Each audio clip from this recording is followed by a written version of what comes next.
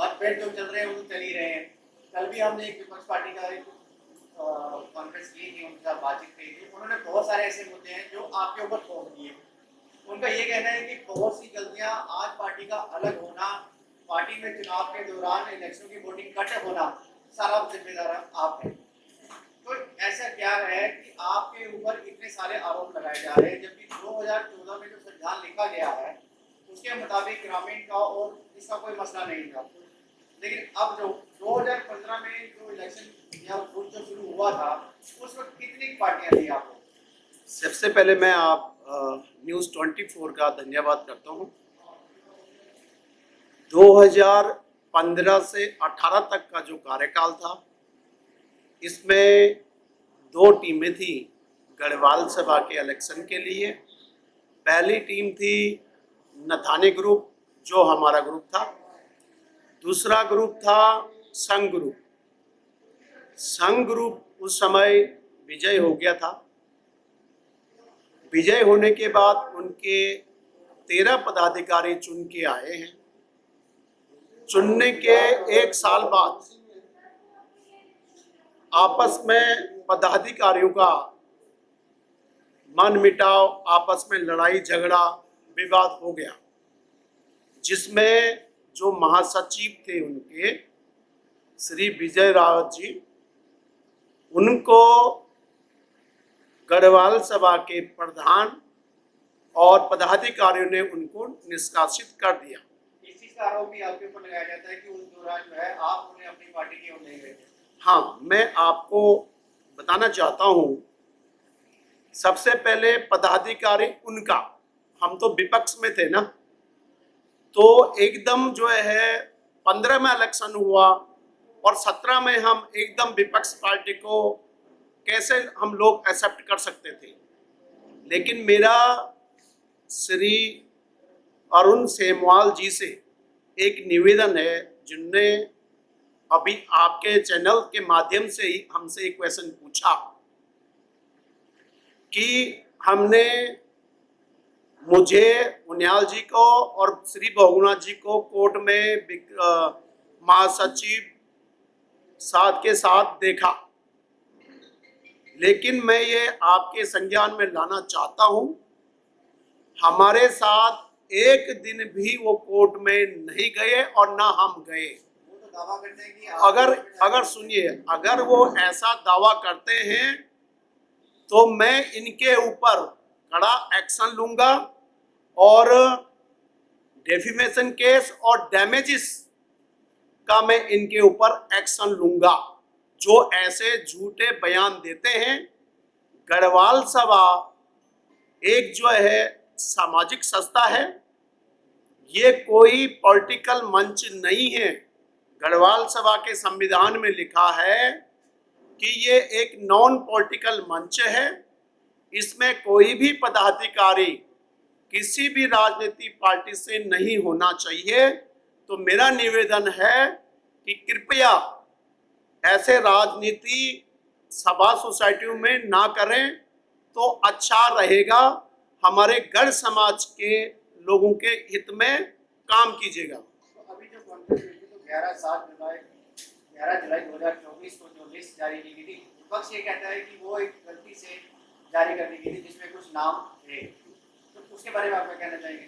मेरा एक निवेदन है, 11/7 से पहले जो वोटरों की छाननी होती है कि कौन फेक वोट है, कौन गांव की वोट है, कौन एमसी के क्षेत्र में आता है, कौन नहीं आता है, ये 11 तारीख से पहले जो कार्यवाहक पदाधिकारी थे, उन्होंने ये वोटर लिस्ट बना करके चुनाव अधिकारी को सौंप दिया था। उनके सिग्नेचर भी इन फाइलों पर हैं। लेकिन 11 तारीख से लेकर के 25-26 तारीख को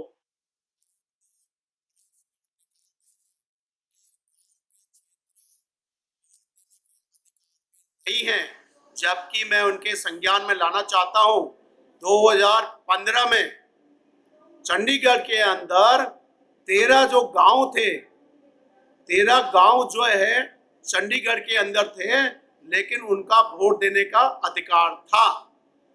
उस समय कैसा वोट दिया, अभी ये ग्रामीण क्षेत्र कैसे बाहर हो गया, ये मैं इनसे सवाल पूछता हूँ। जो विपक्ष है वो आज भी ये कहता है कि जो हमारे वोटर लिस्ट जो जारी की गई थी उसमें हमने जो लिख दिया था अभी कई लोग ग्रामीण है जो नहीं ले सकते हैं। जब हमने बात की तो उन्होंने इस चीज को माना कि जो लोग क्षेत्र में रहते थे अब ग्रामीण में चले गए, लेकिन अगर फिर भी जो एरिया क्षेत्र ही आता है जो आपको लगता है कि वो वोट काट दी गई है, हम उसे सिग्नेचर करके बकायदा उसे बुलाएंगे। तो इस पर आपका क्या कहना है कि जो मेरा ये कहना है चुनाव अधिकारी से, जुजारनगर की वोट 40 से समय मिली है, 40 से 50 वोट जो है जुजारनगर की इसमें एंट्री कर रखी है, और 200-250 वोट जो है वो इसमें एंट्री नहीं, वो क्यों, मैं ये पूछना चाहता हूं। जुजारनगर या तो क्लियर ही कर देते कि ये जी आप ग्रामीण क्षेत्र है, लेकिन 50-60 वोट क्यों डाल दिए हैं? क्या इनका अधिकार है वोट देने का? जिनका रजिस्टर में नाम है, क्या जिनके पास रसीद है, रसीद में जो वोट कट गई है, क्या इनका अधिकार है वोट देने का? ये मेरा उनसे आग्रह है। विपक्ष ये कहता है कि पीर मुसल्ला और जुजारनगर के कुछ लोग जो हैं अभी भी शहरी क्षेत्र में है, कुछ लोग गांव की तरफ चले गए हैं, उसमें कई एरिया गांव में बटा हुआ है। तो फिर भी वो ये कहते हैं कि आपने जिस तरह से आरोप लगाया है कि हमने उन्होंने आपकी वोटें काट दी हैं, उन्होंने ये कह दिया, स्पष्ट कह दिया कि नहीं, जो भी लोग क्षेत्र में आते थे जिनके पास वोटर का अधिकार है हम उन्हें बुलाएंगे, अगर इसका नाम नहीं है तो हम वो साइन करके उनको वोट दिलवाएंगे। तो इससे आपको क्या लगता है कि जो आपकी वोटर लिस्ट जो गिनती है उसमें कितना फर्क पड़ता है? दूसरा, एक जो कार्यवाहक सचिव है अरुण सेमवाल जी ने एक और आपके पास बयान दिया था कि दूसरे ग्रुप ने आपकी ग्रामीण क्षेत्र की वोट कटवाने के लिए चुनाव अधिकारी से कांटेक्ट किया और रिटर्न में पत्र दिया कि ये उन्याल ग्रुप की वोट है, बता रहे थे, दिखा रहे थे। उन्याल ग्रुप की वोट है और इनको यह कैंसिल किया जाए। उनको उन्याल ग्रुप से इतना डर क्यों है? उन्होंने बताया कि जिस धर्मपाल जी ने लिस्ट जारी कर दी थी जिसमें कोई क्षेत्र थे, कोई जगह थी, उनमें बहुत सारे लोगों ने सिग्नेचर करके दिया था कि इन लोगों को इसमें से हटा दिया जाए। तो ग्रामीण क्षेत्र की जो वोट था 2015 में 13 गांव की वोट को क्यों नहीं काटा गया, क्यों उनको अधिकार दिया गया वोट का उस समय? तभी तो 13 गांव चंडीगढ़ के ग्रामीण क्षेत्र में थे, 21 में जो है ग्रामीण क्षेत्र म्युनिसिपल कॉर्पोरेशन में आए, तब भी उन लोगों को इसमें देखना चाहिए था। आज एक गांव ग्रामीण क्षेत्र में है, हमारे यहाँ के वोटर हैं, पहले से ही हमारे सब वोट देते आए हैं, वो लोग 2000 से वो वोट दे रहे हैं। आज वो जुजारनगर अपने घर बना लिया है, क्या उनका वोट देने का राइट हम खत्म कर दें? मैं इसी बात पे लास्ट में एक बात ये पूछना चाहूंगा कि जिस तरह से अब जो वोटों में फर्क पड़ गया है, जो लोग नहीं आ पा रहे हैं, जो आएंगे, जो देंगे वोट, जो नहीं दे पाएंगे वोट, उन वोटरों को आप क्या संदेश देंगे उस दिन के लिए? मैं तो जिनकी रसीद कट चुकी है और उसका पैसा हमने गढ़वाल सभा में डिपॉजिट किया है, सभी मेंबरों ने वहां डिपॉजिट किया है, और मैं निवेदन करता हूं कि उनकी वोट डालने के लिए उनका वोट देने का अधिकार उनको दीजिए, क्योंकि जो ये वोटर लिस्ट बनी, तो जो वोटर स्लिप होती है, ये वोटर जो बुक होती है, ये कार्यकारिणी को ही इश्यू किया गया था कि कार्यकारिणी ही वोटर बना सकता है। हम विपक्ष की भूमिका में थे, हमें कोई भी रसीद बुक नहीं दी गई थी कि आप भी वोटर बनाइए, सब उनके कार्यकारिणी को ही इश्यू हो रखे हैं। जब आपको पहले ही करना चाहिए था कि भाई ये कार्यकारिणी को हम वोट दे रहे हैं, आपका अधिकार नहीं वोट देने का। आज ये पूरे तरह से बौखलाए हुए हैं कि उन्याल ग्रुप बहुत आगे बढ़ रहा है। मैं एक लास्ट मैसेज देना चाहता हूं, 6 तारीख को हम विजय श्री होंगे, तो पहला हमारा और रहेगा, जो 9 साल इन लोगों ने यहाँ पे इस भवन के लिए, इतना भवन का जो रख रखाव में, जो इसमें जो आय व्यय में इतना खर्चा किया है, हम इसको निस्वार्थ भाव से पब्लिक ऑडिट जरूर कराएंगे, ये उन्याल ग्रुप का दावा है।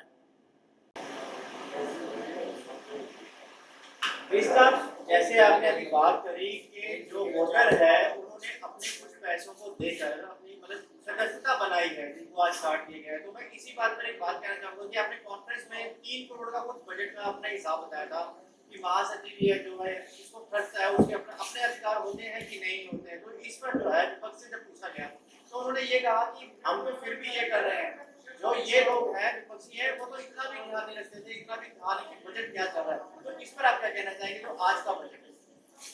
बहुत अच्छा आपने ये क्वेश्चन पूछा है। सबसे पहले मैं उन लोगों को ये बताना चाहता हूँ, जब 2015 में जब विपक्ष का ग्रुप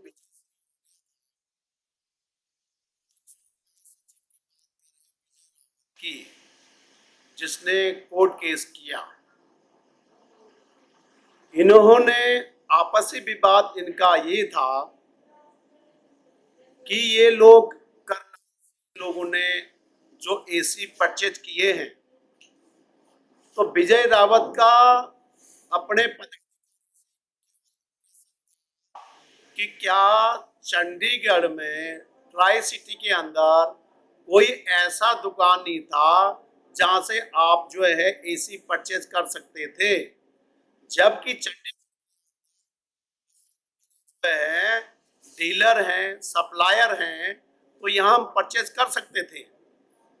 लेकिन आज तक न हमारे समझ में आया और न विजय रावत जिसको आया कि वहां से परचेज क्यों किया गया।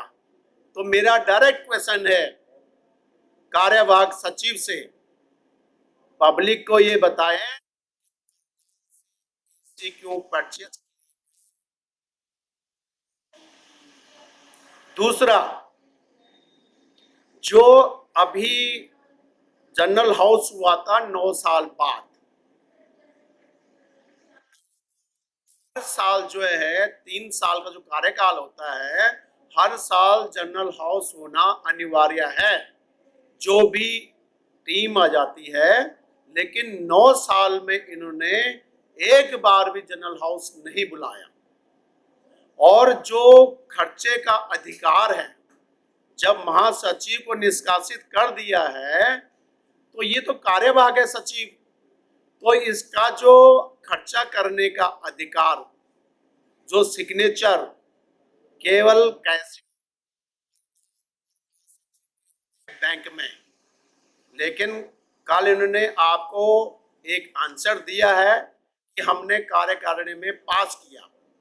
ठीक है, आपने कार्यकारिणी में पास किया खर्चे को, लेकिन साल में एक बार जनरल हाउस तो बुला लेते थे कि हमारा आपस में पदाधिकारियों का डिस्प्यूट चल रहा है कोर्ट में,